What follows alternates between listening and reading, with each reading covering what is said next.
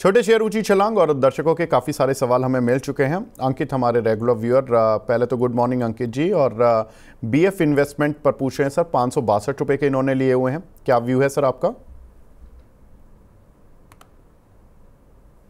BF investment ठीक लग रहा है सर, ब्रेकआउट और सस्टेन करने की कोशिश कर रहा है 540 के ऊपर। एक बार के लिए 591 तक जाता हुआ दिख रहा है, तो इमीडिएट तो नहीं है, लेकिन 1-2 दिन 3 दिन कंसोलिडेट करके इसमें फ्रेश बाइंग दिख सकती है। 591.95 का टारगेट रहेगा। ठीक है। निहारिका कौशिक जी गुड मॉर्निंग कर रही हैं, आपको भी मुझे भी गुड मॉर्निंग मैम। और आपका कोई सवाल हो तो ज़रूर पूछें। प्रियंका माहेश्वरी जी, इंडिया सीमेंट में क्या करें सर?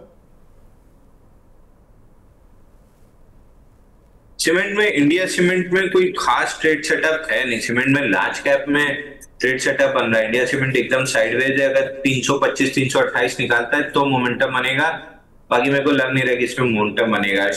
स्मॉल कैप में स्टार सीमेंट फिर भी ठीक लग रहा है। 240 245 की जोन निकली तो बड़ी बाइंग 350 तक की बनेगी। फिलहाल अल्ट्राटेक 12200 निकलता है तो उसमें बाइंग कर सकते हैं, या फिर ग्रासिम है, ग्रासिम में ब्रेकआउट बनेगा 2830 के ऊपर तो बाइंग बनेगी। तो लार्ज कैप सीमेंट डेवलप ठीक हो रहा है, एक बार डेवलपमेंट कंप्लीट हो जाए, ब्रेकआउट आ जाए, तब बाई करेंगे। ठीक है। अगला सवाल है अमोल पारिक जी का। ये कह रहे हैं सर मेरा भी क्वेश्चन ले लीजिए, कोई शॉर्ट टर्म में ट्रेड बता दीजिए, क्या बाय करूं? अंजलि बता दीजिए। अभी तो कोई ट्रेड नहीं है मेरे पास। अभी तो टाटा टेक जब तक पूरा टारगेट नहीं होता है, Adani green, Adani total gas जब तक पूरा नहीं होता है, तब तक नया ट्रेड तो कोई नहीं निकल रहा है। सर तो तीनों के टारगेट बता दीजिए कि तीनों के कौन कौन से टारगेट हैं। 708 रुपए एटीजीएल पे रहेगा, 1127 अदानी ग्रीन पे रहेगा, 803 टाटा टेक पे रहेगा। अच्छा, तो जो लोग हैं वो होल्ड कर लेना अभी तीनों शेयरों को। आप फ्रेश बाई भी कर सकते हैं। सुबह टाटा टेक डिप पे वापस बाई किया है, जो 770 का बेचा था 740 में फिर बाई किया है। अच्छा, और एटीजीएल यहाँ पर बाय कर लें 600। आपने 650 की रेंज बोली थी सर, 650 और 645 की रेंज, हालांकि 50 तक तो नहीं आया, 57 से लौट गया करीब, तो 65 चल रहा है अभी। जब आप 710 का टारगेट दे रहे हैं ना सर, 711 का, तो जब इतना दूर है तो ठीक है, 650 का और थोड़ा सा एवरेज कर लेंगे। अगर किसी को करना होगा तो यहाँ ले लें, थोड़ा बहुत किया जा सकता है सर। बाकी 983 की बात अदानी ग्रीन पे हुई थी, 977 का लो बना है, तो अदानी ग्रीन बेटर बाई बन रहा है। टाटा टेक और अदानी ग्रीन बाई रेट पे आए हैं, तो ये दोनों आज बाई किए हैं। अच्छा ठीक है, तो ये अच्छा है। यहाँ पर अगर ट्रेड मिल रहा है आपको तो अदानी ग्रीन ले लीजिए। अदानी ग्रीन में तो सर फिर ये क्यों कह रहे थे कि ट्रेड नहीं है आज? हैं तो आपके पास नए नहीं है सर, वो नए मांग रहे थे। अरे सर नए पुराने क्या होते हैं? नोट सारे नए होते हैं। आप ट्रेड बताइए, कोई भी पुराना हो, कुछ भी हो, बाय करना है तो बाय करना है, जिसमें पैसा बने बस वही नया है सर। चलिए, ये दिक्कत तो रिटेल की रहती, रोज नया चाहिए। पहले जो गन्ना मिला है उसका तो ढंग से जूस निकाल लो, नए गन्ने का क्या करेंगे। चलिए ठीक है। देखिए, आप आते हो ना, 3 सवाल तो ये आ ही गए हम कि Adani green, Adani total gas और टाटा टेक। अब एक हमारे दर्शक हैं संदीप कुमार जी, बाकी काम उन्होंने कर दिया। उन्होंने 3 सवाल पूछ लिए हैं, JSW इंफ्रा, L&T फाइनेंस और इरिडा। पहले तो ये पूछ रहे हैं कि सर JSW इंफ्रा और L&T फाइनेंस, इनके 3 साल के क्या बाइंग लेवल, 3 साल का विजन है, बाइंग लेवल क्या रखें? और इरिडा भी बाय कर सकते हैं क्या इन लेवल्स पर? तीनों यहीं पे बाई कर सकते हैं sir. JSW infra buying range में आ गया 284 के, 276 284 के, और इरिडा भी बाइंग रेंज में ही चल रहा है। अगर इन्वेस्टर है तो तीनों करंट मार्केट प्राइस से बाई करके डीमेट में डाल के भूल जाना चाहिए। तो सर फिर डिप में क्या लेंगे? डिप में ऐड कर सकते हैं सर। कोई हमेशा इन्वेस्टर को कभी एक ही बार में पूरा माल नहीं लेना चाहिए। हमेशा अगर बाइंग रेंज में आ गया है तो 75% स्टॉक ले लेना चाहिए। अगर यहाँ से थोड़ी और डिप मिलती है तो ऐड करना चाहिए। ऊपर में अगर ब्रेकआउट बनता है तब ऐड करना चाहिए। आउटराइट कभी भी पूरा 100% स्टॉक एक साथ नहीं लेना चाहिए। अच्छा, तो डिप में जैसा आप बता रहे हैं कि 589 आ जाएगा, 24,590 के करीब निफ्टी आ जाएगा। सर तो इनके लेवल बता दीजिए कि ये शेयर करीब इतना आ जाए, ये इतना आ जाए, तो मतलब अगर निफ्टी गिरेगा 200-250 पॉइंट तो ये भी 2-4-5% का डेंट तो सभी में लग जाता है अमूमन। तो किसको किस लेवल पे ले लें? सर हर चीज को इंडेक्स से कनेक्ट करके नहीं देखना चाहिए। आप मतलब कुछ स्टॉक्स निफ्टी 50 में अभी 52 वीक लो के आसपास है, कुछ ने ऑल टाइम हाई बना दिया, कुछ 52 वीक हाई टेस्ट कर पाए।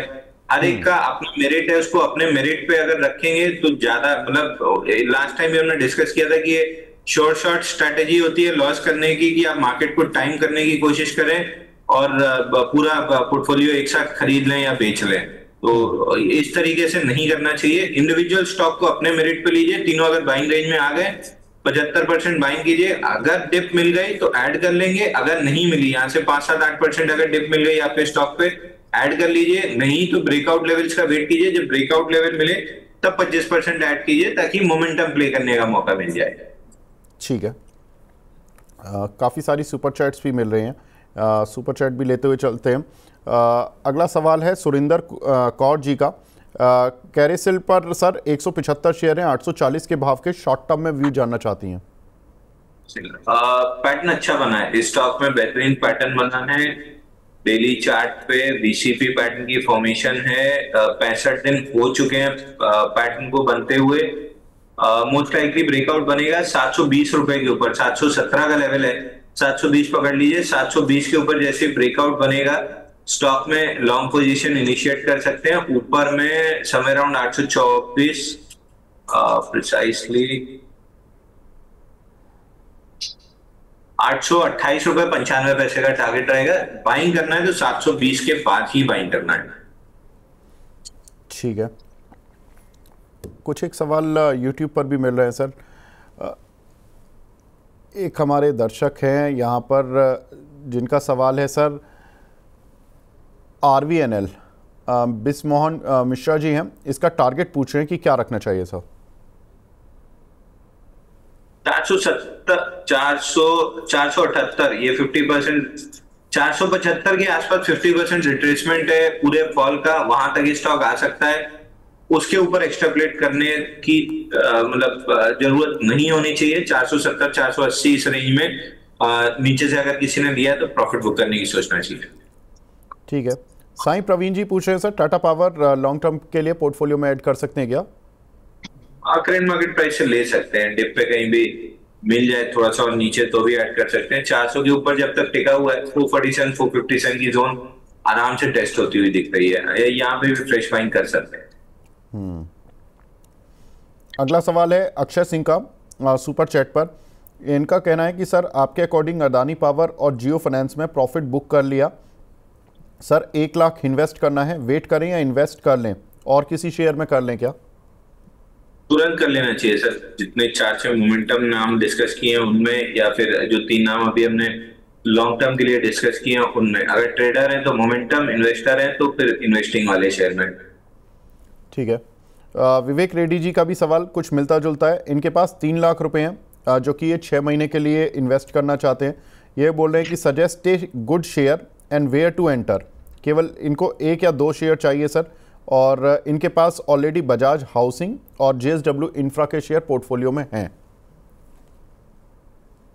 तो फिर गेल में इन्वेस्ट कर सकते हैं, IOC में इन्वेस्ट कर सकते हैं, ये भी अभी ठीक ही रेट पे वापस आ गए हैं, ऊपर से इनमें इन्वेस्ट किया जा सकता है। IOC फ्रेश मोमेंटम बनाते हुए दिख भी रहा है और 3983 प्रोटेक्ट कर रहा है, तो इन दो में कर सकते हैं।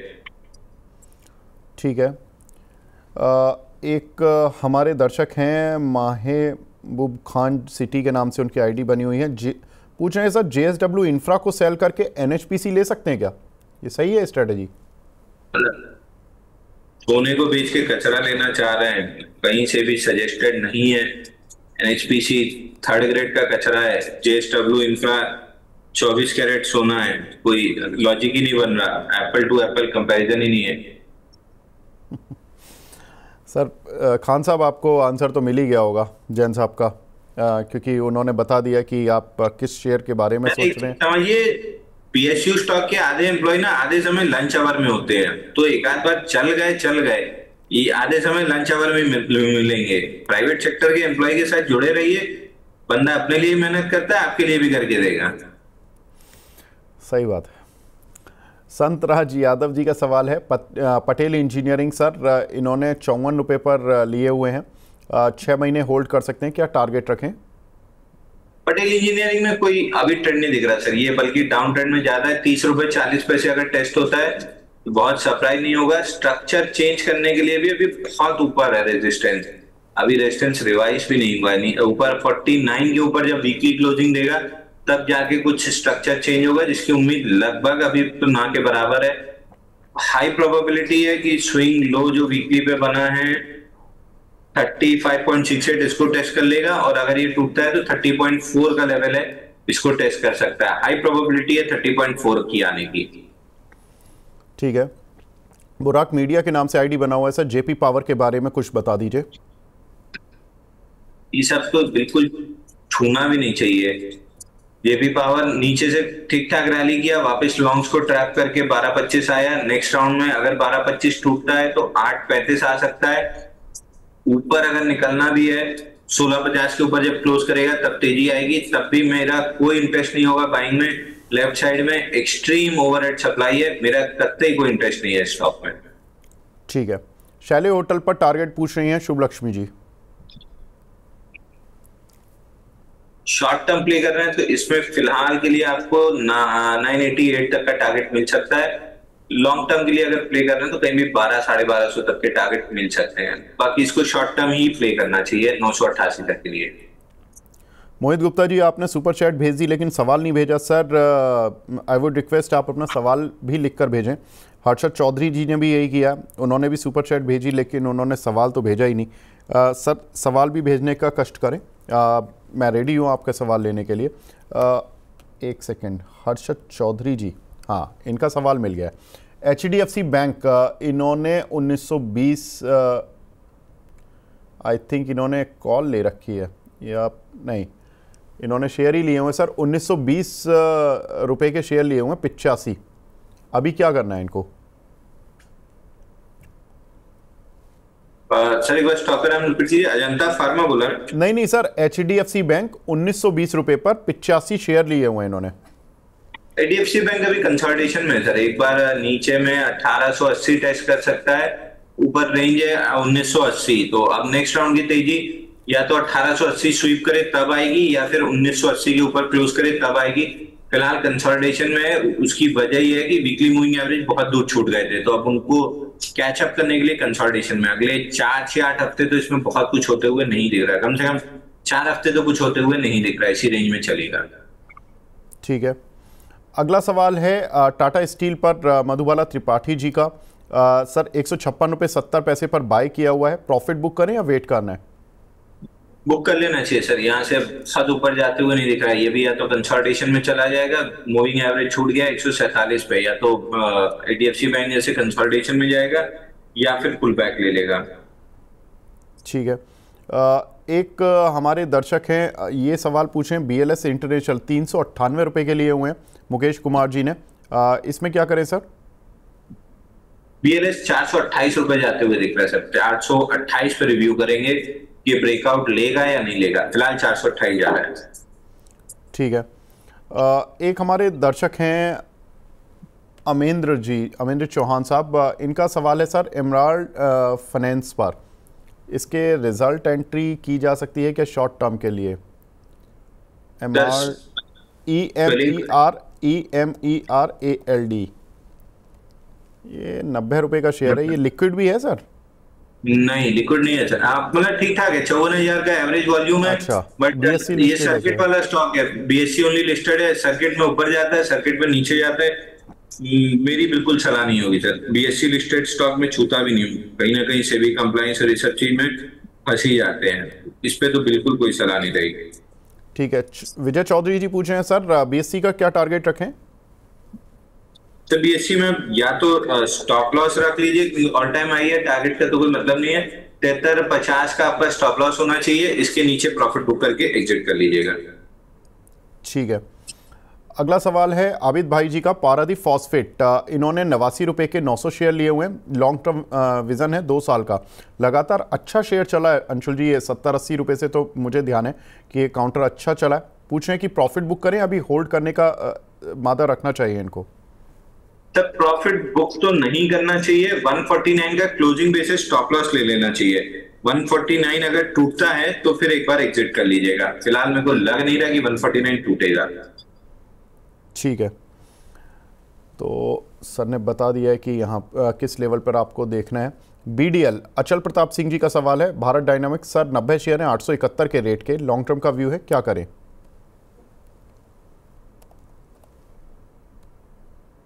सर इनको तो अच्छा पैसा मिल रहा है, 800 की चीज 1800 हो गई, और क्या चाहिए?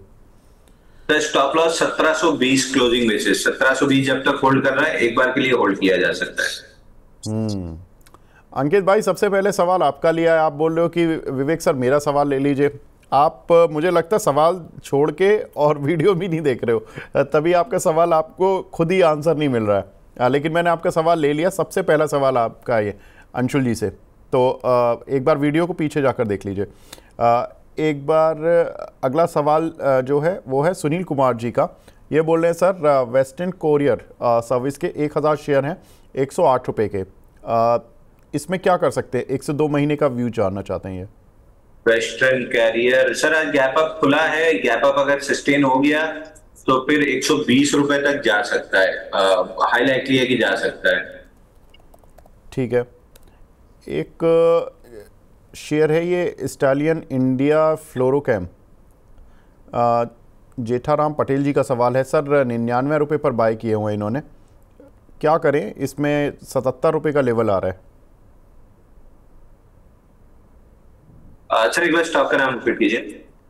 सर स्टालियन इंडिया फ्लोरोकेम, ये STALLION के नाम से आएगा। सर जिस दिन से लिस्ट हुआ है कंटिन्यूअसली डाउन मूव था, हायर लो बनाने की कोशिश कर रहा है। अगर 87 निकाला तो ही कोई तेजी डेवलप होगी, बहुत अच्छा पैटर्न नहीं लग रहा है। तो 2% सर्किट वाला स्टॉक है तो और ही ट्रेड करना बहुत मुश्किल हो जाएगा, बट 86 के जब तक नीचे है कोई बहुत बड़ी तेजी नहीं है स्टॉक में, पैटर्न भी नहीं डेवलप हो रहा है। ममता मिश्रा जी का सवाल है, MRPL पर व्यू बता दीजिए। सो ममता किस पे सर? MRPL पर सर, ममता जी का तो सवाल है। सॉरी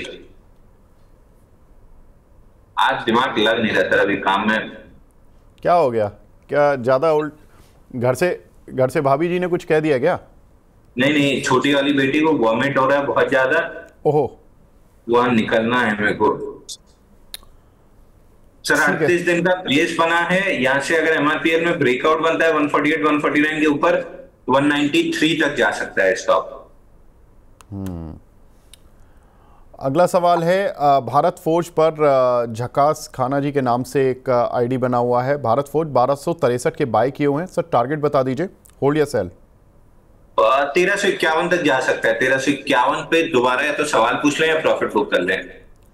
ठीक है, सेंट्रल बैंक पर व्यू बता दीजिए सर। ममता जी अगेन सवाल पूछ रही हैं। एग्जिट कर लेंगे तो ज्यादा बेटर है, मेरे को तो स्टॉक 22 रुपए 25 पैसे आते हुए दिख रहा है। ठीक है, भारत फोर्ज पर सर आपका व्यू? 1351 सर, 1351 आ रहा है, वहां पे या तो सवाल पूछें या प्रॉफिट बुक करें। ठीक है, एक हमारे दर्शक हैं अविनाश जी, वो बोल रहे हैं मनी 9 का प्रोग्राम नंबर 1 है ये प्रोग्राम, थैंक यू सर। और गेल और टाटा मोटर्स में क्या करें? दोनों होल्ड करना है अभी। गेल में फिलहाल मोमेंटम बनने की कोशिश हो रही है, 205 तक जाएगा। टाटा मोटर अभी 2-3 हफ्ते कंसोलिडेट कर सकता है, उसके बाद जब चलेगा तो 854 यहाँ तक का टारगेट दिख रहा है। ठीक है, अंकित जुरावट जी का सवाल है सुपर चैट पर सर। पहले तो गुड मॉर्निंग अंकित जी, और इनका सवाल अपोलो माइक्रो सिस्टम पर है सर, फ्रेश बाइंग कर सकते हैं क्या इन लेवल्स पर? और इसमें डिस्क्लेमर दूंगा सर, सुबह हमने अपने क्लाइंट्स को बाई रिकमेंड किया है, जिसमें 50% प्रॉफिट बुक करा दिया था 1:1 रिस्क रिवॉर्ड रेशियो पे, बाकी आधा होल्ड कर रहे हैं। टारगेट अपोलो टारगेट क्या दिया, बाकी इसमें है ब्रेकआउट 63 दिन के फ्लैट बेस का ब्रेकआउट आया है,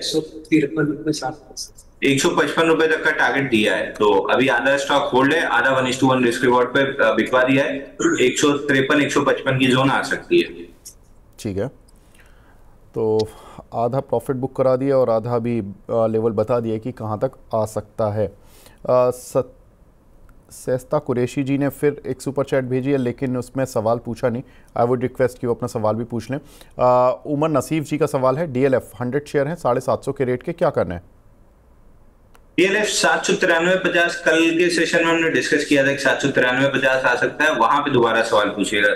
फिलहाल वहां तक तो आते हुए दिख रहा है। ठीक है। एक सवाल मिला है आईओबी पर, सोनी कुमारी जी का। इनके पास 56 रुपए के कुछ शेयर पड़े हुए हैं सर, क्या करना है? फिलहाल 3685 का लेवल प्रोटेक्ट हो रहा है, तो एक बार बाउंस बैक में 45-46 मिल सकता है, वहां पे दोबारा सवाल पूछिए। अगर 2-3 हफ्ते में 35 के नीचे क्लोज हो गया तो फिर क्लियरली एग्जिट करना पड़ेगा। ठीक है। एमएल अग्रवाल जी का सवाल है, क्रॉस आईपीओ प्राइस के लिए हुए हैं, क्या करें इसमें? क्रॉस की आरओएसएस? हाँ सर अभी बाउंस बैक देने की कोशिश कर रहा है, 177 निकलता है तो 200 तक बाउंस बैक आ जाएगा। बाकी स्टॉक बहुत अच्छा नहीं लग रहा है, एक बार बाउंस बैक जरूर कर सकता है। ठीक है। संदीप जी का सवाल है, पीआई इंडस्ट्रीज के शेयर लिए हुए सर 3640 रुपए के। आपके कहने पर कभी आपने बताया था क्या सर, पीआई इंडस्ट्री रिकमेंड किया था? नहीं सर, कल पीआई इंडस्ट्री जब डिस्कस हो रहा था, रिजल्ट का मूव था, तो ये डिस्कस हुआ था अगर लेना है तो 89 डेज का कपनैंडल का ब्रेकआउट है, 43-41 जा सकता है। वॉल्यूम उस हिसाब के नहीं है कि मैं रिकमेंड करूं। ठीक है। अगला सवाल मिला है न्यूजन सॉफ्टवेयर पर, प्रज्ञा यादव जी का। इसमें फ्रेश एंट्री ले सकते हैं क्या? नहीं, न्यूजन अब नहीं बनता सर। इसका टारगेट जो हमने डिस्कस किया था वो कंप्लीट हो चुका है। अब यहाँ से प्रॉफिट बुकिंग आती हुई दिख रही है। कल बड़े वॉल्यूम के साथ क्लोज हुआ, फॉलो थ्रू मूव नहीं दे रहा है। टारगेट था 1280 का जो कंप्लीट हो चुका है, तो अब न्यूजन में कोई ट्रेड नहीं बन रहा। ठीक है। एसजेवीएन बाय कर सकते हैं क्या? भारत प्रजापति जी पूछ रहे हैं, 500 शेयर हैं 90 रुपए के। इसको होल्ड कर सकते हैं क्या? एक साल का व्यू जानना चाहते हैं। 95 का स्टॉप लॉस लगा के होल्ड कीजिए। अगर 95 टूटा तो वापस से 80 आएगा, 95 नहीं टूटा तो ये थोड़ा सा डीपर पुल बैक आपको 111 और 119 तक दे सकता है, वहां पे दोबारा सवाल पूछ लीजिएगा। ठीक है। एक हमारे दर्शक हैं एटीजीएल पूछ रहे हैं कि buy now and target and duration, क्या टारगेट तो आपने बताया ना 708 रुपए का रहेगा सर इमीडिएट, और 781 का फाइनल टारगेट है एटीजीएल में। ठीक है। और ड्यूरेशन क्या रखें सर? आ जाएगा, जैसे चलेगा 2-4-5 दिन में कर देगा, मतलब 15 दिन 20 दिन पकड़ के चलिए। ठीक है। वीबीएल 598 के लिए हैं के आर मीना जी ने। इनका सवाल है सर, इसमें क्या करें? 2 साल का विजन है इनका। 421 रुपए पहला टारगेट है, 335 दूसरा टारगेट है, 330 रुपए 70 पैसा दूसरा टारगेट है। ठीक है। पुनीत शर्मा जी पूछ रहे हैं, does selling in JSW infra not absorb? इसमें सर जो प्रमोटर की सेलिंग आई थी, आपको लगता है कि वो एब्जॉर्ब अभी हो गई है या नहीं हुई है? क्या हुआ अभी कहाँ सर, 75% के नीचे जब तक नहीं आते तब तक तो प्रमोटर को बेचना है। मेरे को लग नहीं रहा कि ये ब्लॉक डील या इस टाइप का कुछ लाके रिटेल को बेचेंगे। मोस्ट लाइकली ये माल इंस्टीट्यूशन के से ही जाएगा। जिस भी दिन ब्लॉक डील या इस टाइप की कोई डील होगी, सरक जाता है माल इनके हाथ से इंस्टीट्यूशन के हाथ में, वहां से तेजी डेवलप होना स्टार्ट हो जाएगी। बस एक ही आखिरी ओवरहैंग बचा है प्रमोटर सेलिंग का, वो निकला और स्टॉक आराम से ऑल टाइम हाई टेस्ट कर लेगा। ठीक है। आर्केडिया डेवलपर पर सर आपका कोई व्यू है क्या?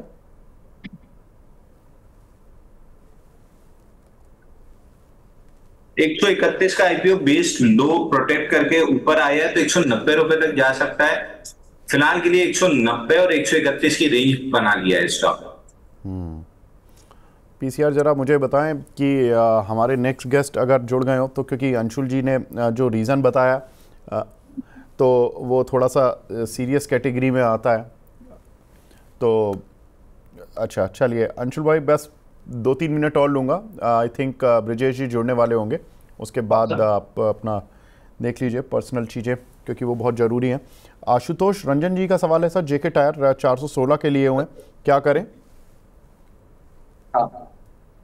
जेके टायर में पुल बैक आ रहा है,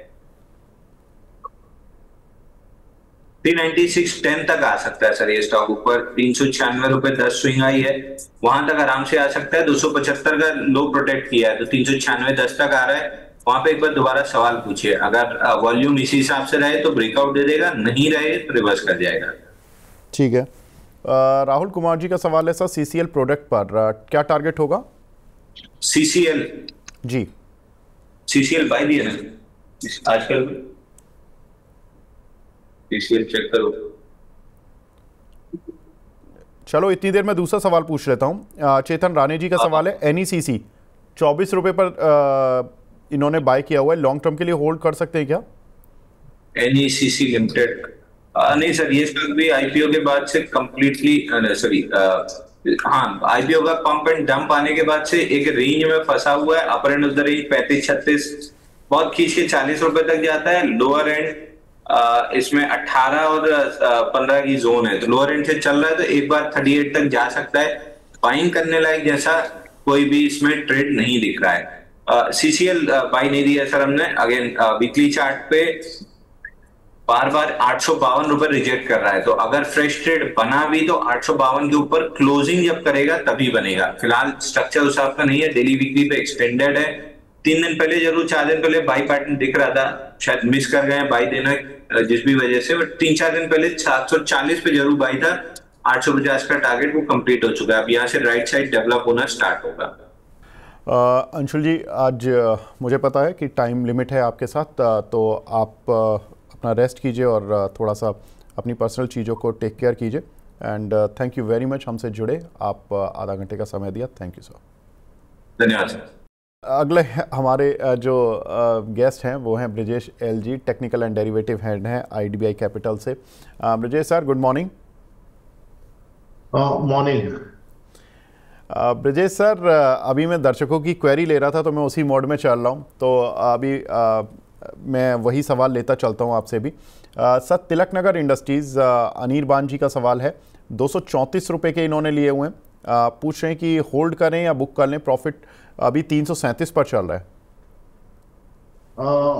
कहीं ना कहीं इसमें मोमेंटम आया है, पॉजिटिव स्ट्रक्चर तो बना है, तो मुझे लग रहा है कि अगर वो पार्शियल प्रॉफिट बुकिंग करके पार्शियल पोजीशंस को होल्ड करे तो बेहतर रहेगा, क्योंकि मुझे लगता है आने वाले दिनों में 400 के करीब जा सकता है, तो पोजीशन व्यू पॉजिटिव रहेगा इसमें। ठीक है। ज़ेनटेक सर 1410 का लिया हुआ है, एक हमारे दर्शक हैं बी के फिजिक्स के नाम से उनकी आईडी बनी हुई है, इसमें क्या करें? मुझे लगता है इसमें ऑलरेडी उनको प्रॉफिट मिल रहा है, इसमें व्यू थोड़ा सा, इसमें एक बार प्रॉफिट बुकिंग करना है तो कर ले, क्योंकि एक बार थोड़ा सा नीचे वापस 1600 1650 जा सकता है। अगर प्रॉफिट बुकिंग इसमें कंटिन्यू रहता है तो प्रॉफिट बुकिंग करेगा तो ज्यादा बेहतर रहेगा। ठीक है। डॉक्टर रेड्डी सर 1144 के खरीदे हुए हैं, इसमें क्या करें, होल्ड करें या इसमें भी कुछ देखना है? नहीं, होल्ड करें, क्योंकि अभी आज पहली बार ऐसा हुआ है कि कुछ फार्मा स्टॉक्स में काफी अच्छे मोमेंटम देखने को मिले, और डॉक्टर रेड्डी स्पेसिफिकली एक करेक्शन होकर वापस नया तेजी बना रहा है, तो 1250 तो इमीडिएट लग रहा है, और आने वाले दिनों में मुझे लगता है कि 1250 के ऊपर सस्टेन होते ही 1300-1310 तक जाएगा ये। ठीक है।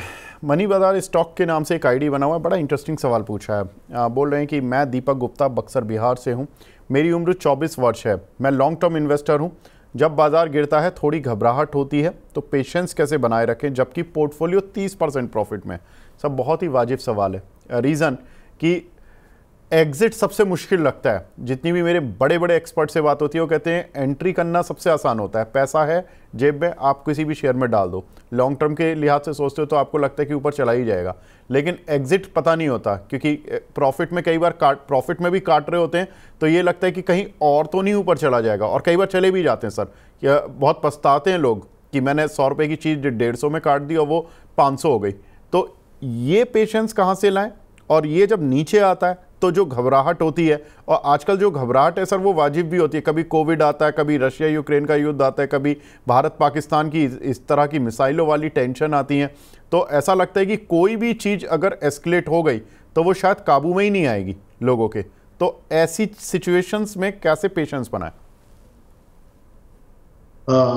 विवेक, फर्स्ट पहली बात तो अगर जब भी आप प्रॉफिट बना रहे हैं, अगर आपका मुद्दल निकल रहा है तो आप पहले एक सिंपल मैथ्स है कि आप उसको 50% आपका बुक कर दें, आपका कैपिटल प्रोटेक्ट कर लें, और बाकी का जो 50% वो आप राइड करिए, फिर भले उसमें प्लस माइनस कितना भी हो, मुझे नहीं लगता कि फिर उसमें आपको चिंता करने की बात है कि मार्केट के, अगर आप लॉन्ग टर्म के नजरिए से देखते हैं और लॉन्ग टर्म में इमीडिएटली जैसे आप इवेंट्स आते हैं, Covid and Russia, Ukraine Russia के कुछ न्यूज आ गए, या फिर अपने इंडिया पाकिस्तान का न्यूज आ गया, तो वोलेटिलिटी तो रहने वाली है मार्केट में। अगर जब तक आप आपके ट्रेड को प्रोटेक्ट कर रहे हो और आपके ट्रेड में आपने एक बार मुनाफा बांध लिया है, आपका कैपिटल प्रोटेक्टेड है, तो मुझे नहीं लगता कि फिर आपको इतनी सोचने की जरूरत है। क्योंकि जैसे कि आपने सही बताया, एंट्री कोई भी कर सकता है, एग्जिट का जो है ना, एग्जिट का आपको एक डिसिप्लिन फॉलो करने का। फिर वो 150 वाला स्टॉक 500 होता है, तो देखिए आप, ये मार्केट है, इसमें आप सब कुछ नहीं कर सकते।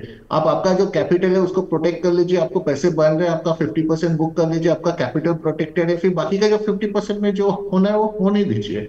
अगर आपका व्यू है मार्केट में तो होल्ड करें, प्रॉफिट बुक बांध करके चले, यही एक ही स्ट्रैटेजी है। देखिए सब बड़े बड़े फंड मैनेजर्स जो करते हैं वो कुछ डिफरेंट है, लेकिन as a retailer, as a individual अगर हमको कुछ करना है तो काफी सिंपल है। पोजीशन लिया है आपने, आपका मुद्दल, आपका कैपिटल प्रोटेक्ट कर लीजिए, 50% पोजीशंस को बांध लीजिए, और 50% जो पोजीशन बचता है वो आपका नो प्रॉफिट नो लॉस का ट्रेड हो जाता है, जिसमें अगर समझो कुछ गलत भी होता है तो मुझे नहीं लगता कि आपको उतनी, आप मार्केट में जब भी नीचे अपॉर्चुनिटी पर हमेशा आप वापस उसको बार्गेन एंड कर सकते हैं। तो पोजीशंस को प्रॉफिट बुक करते रहिए। मुझे नहीं लगता 150 वाला 500 होता तो घबराने की जरूरत है, बट प्रॉफिट बुकिंग ही एक ऐसा है जहां पे आप आपके लॉन्ग टर्म के गोल्स वो सेटिस्फाई कर सकते हैं। ठीक है, तो सर ने बता दिया कि मूल मंत्र मार्केट में किस तरह से आपको अपनी लाइफ को मेंटेन रखना है, क्योंकि देखिए मूड स्विंग्स होते हैं, ऑफ कोर्स होते हैं, और उससे कई बार बहुत सारे लोग ये भी शिकायत करते हैं कि सर पर्सनल लाइफ भी डिस्टर्ब होती है। अगर मार्केट में जिस दिन पिटे हुए होते हैं उस दिन किसी से बात करने का मन नहीं करता, और किसी से कोई घर पर कुछ भी बोल दे तो जवाब जो नहीं चाहते हैं वो भी निकल जाता है मुंह से, और उससे पर्सनल लाइफ भी डिस्टर्ब होती है। बहुत लोग ऐसी शिकायत करते हैं। तो आपको सर यही बैलेंस बनाना सीखना है। आप वैसे भी 24 साल के हैं, तो अभी आप जब मार्केट में और 24 साल दे देंगे तो आपको सर ये सारी चीज़ें खुद मार्केट सिखा देगा। दीपक सिंह जी का सवाल है राष्ट्रीय केमिकल फर्टिलाइजर पर। सर इन्होंने 144 के प्राइस के लिए हुए हैं, क्या करें? ओके, तो आई थिंक उनको होल्ड करना चाहिए। ये 150 का एक लेवल पे थोड़ा सा रेजिस्टेंस है, बट मुझे लगता है कि ये निकल जाएगा।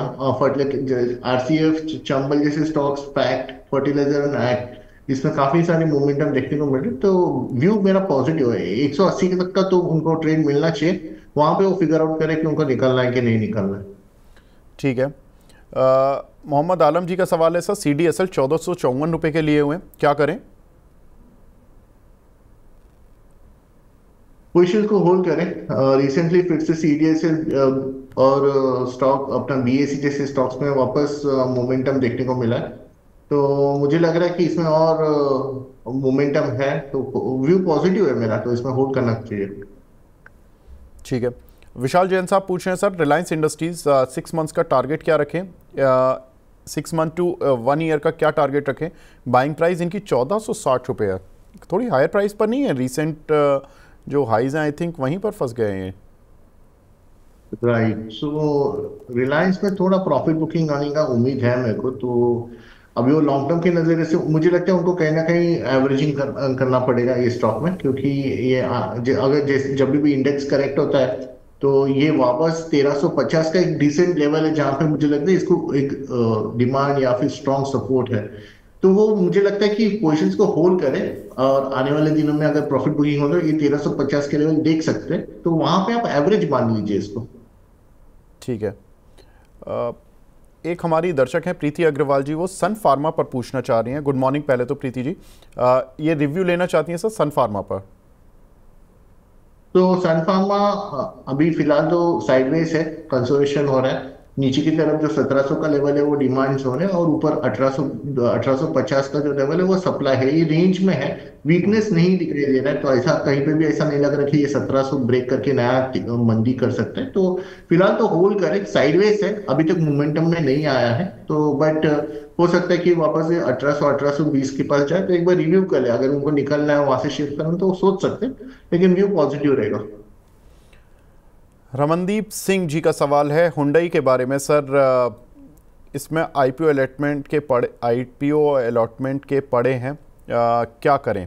सर हुंडई मोटर इसमें 1900 रुपये तो ये आ गया है, लेकिन आईपीओ वाले जो लोग घुसे थे अभी तक गेन की प्रतीक्षा में बैठे हुए हैं, क्या करें सर इसमें? कब तक क्या मतलब कुछ गेन वेन मिलेगा, नहीं मिलेगा?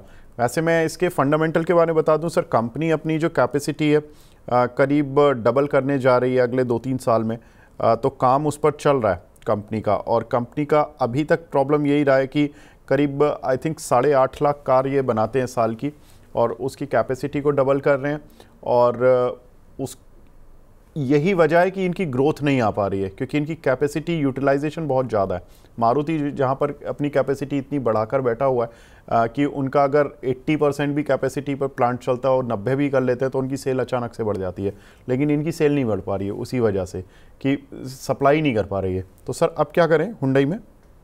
हुंडई में मुझे लगता है कि वो प्रॉफिट बांध लेना चाहिए। जो 1900 का जो लेवल है, 1900 के ऊपर फिलहाल ट्रेड कर रहा है। 1900 1920 का जो लेवल है, ये थोड़ा सप्लाई जोन है। पिछला 3 बार यहाँ से ये स्टॉक ने रिएक्ट किया है, तो मुझे लगता है एक बार यहाँ पे बेचते हैं, या फिर 1950 का एक बार वेट कर सकते हैं। वहां पे अगर ये बेचते हैं तो मुझे लगता है कि वापस उनको एक 100 पॉइंट्स का एक प्ले मिल सकता है, वहां से ट्रेडिंग अपॉर्चुनिटी मिल सकती है। मुझे लगता है कि उन्हें 1920 के पास जब भी जाता है, या 1900 यानी वो एक रेंज में रहेगा, वहां पे एक बार प्रॉफिट बांध लेना चाहिए। सर बट आईपीओ तो 1960 रुपये का इशू प्राइस है, और अभी विवेक तो वही भी बता रहा हूँ, 1960 भी मुझे मुश्किल लग रहा है। 1950 मिलता है तो कॉस्ट टू कॉस्ट निकल जाए, क्योंकि उनको ये क्या है, ये 3 बार यहाँ पे रेजिस्टेंस ले चुका है ये। और मुझे फिर से लग रहा है कि ये स्टॉक वापस यहाँ पे 1950 गया तो बढ़िया है, तो वहां पे फिर से मुझे लगता है कि ये रेजिस्टेंस ले सकता है। और जब भी ये करेक्शन आएगा वापस ये 1800-1850 जाएगा नीचे, तो मुझे लग रहा है कि उनको 100 रुपीज का वो जंप मिलने वाला है, और एक बार निकल जाएगा इसमें से। मुझे उतना स्ट्रेंथ नहीं दिखाई देता इसमें। ठीक है। एक हमारी दर्शक हैं भारती देवी जी, रेगुलर व्यूअर हैं। मैडम लिखने की ज़रूरत नहीं है, आई नो कि आप हमारी रेगुलर व्यूअर हैं, बेंगलोर से हैं। ग्रैन्यूल्स 478 रुपये के इन्होंने लिए हुए हैं सर, और फर्स्ट सोर्स सॉल्यूशन 373 के लिए हुए हैं। दोनों पर पूछिए आपका व्यू सर, क्या टारगेट रखें? ग्रैन्यूल्स में फिलहाल थोड़ा मोमेंटम दिखाई दे रहा है, तो मुझे लग रहा है 560 तक का प्रेसाइज मूव, 200 दिन का मूविंग एवरेज है। थोड़ा साइडवेज हो सकता है, टाइम थोड़ा लंबा लग सकता है, पर 560 का व्यू हम ग्रैन्यूल्स में लेके चलेंगे। उसके आसपास आता है तो वो प्रॉफिट बांध ले वहां पे। और फर्स्ट एफएसएल की अगर बात करते हैं, इस पे नया तेजी होने के आसार है, तो मुझे लग रहा है ये 370 के आसपास जो अभी ट्रेड कर रहा है, वो 450 के आसपास फिर से ऊपरी की तरफ जा सकते हैं। काफी स्ट्रांग व्यू है वो हालांकि ग्रैन्यूल्स में थोड़ा प्रॉफिट बांध के अगर इसमें शिफ्ट भी करते हैं तो मुझे लगता है काफी अच्छा होगा, क्योंकि एफएसएल काफी स्ट्रांग लग रहा है। ठीक है। रितेश जी पूछ रहे हैं कि एस्टर डीएम की अर्निंग के बारे में रिलीज़ हो गई है सर, उसके बारे में डिस्कस कर लीजिए प्लीज़। बाइंग प्राइस 525 की है। वैसे रितेश जी हम कर चुके हैं, करीब 10.50 10.55 के आसपास इस पर डिस्कशन हुआ था, और आप उस वीडियो में देख सकते हैं महेश सर से रिजल्ट्स के बारे में बात भी हुई थी, वो कवरेज भी करते हैं इस काउंटर की। आज रिजल्ट्स आए थे, रिजल्ट्स में लॉस टू प्रॉफिट आया कंपनी का, लेकिन शेयर आज 4% नीचे है। उसका रीज़न उन्होंने ही बताया कि थोड़ा सा चला हुआ शेयर था, तो थोड़ा एक रीज़न मिल गया प्रॉफिट बुक करने के लिए। बाकी कोई प्रॉब्लम उन्होंने सच नहीं बताई। आप एक बार रिजल्ट्स देख सकते हैं। 24 करोड़ के लॉस के मुकाबले 79 करोड़ का प्रॉफिट है, और रेवेन्यू करीब 2.5% बढ़ा है कंपनी का। एबिटा करीब 21% बढ़ा है, और मार्जिन्स करीब 280 बेसिस पॉइंट बढ़े हैं। तो अच्छा खासा रिजल्ट्स आए हैं इसके। मैं एक बार चलिए व्यू भी ले लेता हूँ। ब्रिजेश सर, एस्टर डीएम आज 4% नीचे है इस तरह के नतीजों के बाद भी। कोई आपको लग रहा है इस पर व्यू जो कि पॉजिटिव या नेगेटिव साइड पर? हाँ, मुझे लगता है डायरेक्शनल व्यू इसमें पॉजिटिव है। थोड़ा सा प्रॉफिट बुकिंग आया है आज के दिन में, मुझे लग रहा है और एक 20-25 पॉइंट का और थोड़ा सा करेक्शन आ सकता है। 530 का जो लेवल है काफी स्ट्रॉन्ग डिमांड्स होने, तो मुझे एज ऑफ नाउ 530 के नीचे नहीं लग रहा है। अगर ये फॉलो थ्रू चले जाता है तो उसके आसपास कहीं ना कहीं ये स्टॉक सेटल हो सकता है। तो 530 का सपोर्ट लेके चलेंगे, और वहां पे हो सकता है फिर से ये स्टॉक सपोर्ट ले ले, और फिर धीरे धीरे कंसोलिडेशन फॉर्म हो वहां पे। ठीक है। थोड़ा सा रीज़न मुझे भी समझ आ रहा है, एक जो कि आज थोड़ी सी प्रॉफिट बुकिंग आ रही है सर इसकी। जो अगर YOY देखेंगे तो ऑफ कोर्स रिजल्ट्स अच्छे आए हैं, लेकिन Q on Q में ना वो ग्रोथ नहीं दिखी है। इनफैक्ट थोड़ी सी मार्जिनली डी ग्रोथ है। 1050 करोड़ की सेल थी इनकी दिसंबर में, जो कि मार्च में घटकर 1000 करोड़ हो गई, तो 50 करोड़ का डेंट यहाँ लगा, जिसकी वजह से ऑपरेटिंग प्रॉफिट जो 186 करोड़ आए थे लास्ट क्वार्टर में, दिसंबर क्वार्टर में, वो घट के 182 आए, तो 4 करोड़ का ही डेंट है, ज़्यादा नहीं। लेकिन हाँ, लोगों को ग्रोथ चाहिए। जब ग्रोथ स्टॉक्स में आप बात करते हो तो उस कंपनी में चाहे क्यू ऑन क्यू में 2% 5% की भी ग्रोथ मिल जाती है तो लोग खुश हो जाते हैं, तो वो ग्रोथ नहीं आई। प्रॉफिट में भी जो नेट प्रॉफिट है, पीबीटी खासतौर से, पहले प्रॉफिट बिफोर टैक्स देख लेते हैं, 102 करोड़ के मुकाबले 91 करोड़ आया, तो वहाँ पर भी करीब 11 करोड़ रुपए कम रहे। प्रॉफिट आफ्टर टैक्स आपको बढ़ता हुआ दिखाई देगा, क्यों? क्योंकि कंपनी का जो टैक्स का जो पोर्शन था इस क्वार्टर में वो थोड़ा कम था, केवल 6% की रेट से टैक्स लगा, और पिछले क्वार्टर में 37% की रेट से। वो थोड़ा जो लास्ट क्वार्टर में होता है वो होता है कि कंपनियां टैक्स एडजस्ट करती हैं अपनी लास्ट क्वार्टर में पूरे साल का, अगर ज़्यादा पे कर रखा है, एडवांस टैक्स पे कर रखा है, तो लास्ट क्वार्टर में आकर थोड़ा सा कम पे करती हैं, तो वो उस वजह से कंपनी का प्रॉफिट बढ़ता हुआ दिखाई दिया आपको, इसलिए थोड़ा सा मे बी की काउंटर क्यू ऑन क्यू नतीजों की वजह से थोड़ा सा प्रेशर में हो सकता है। अगला सवाल हम ले रहे हैं ओसवाल एग्रो पर। सर, गुंजन जी का सवाल है, और जीएमआर पावर इन पर पूछ रही है कि कोई किसी में फ्रेश एंट्री बनती है क्या?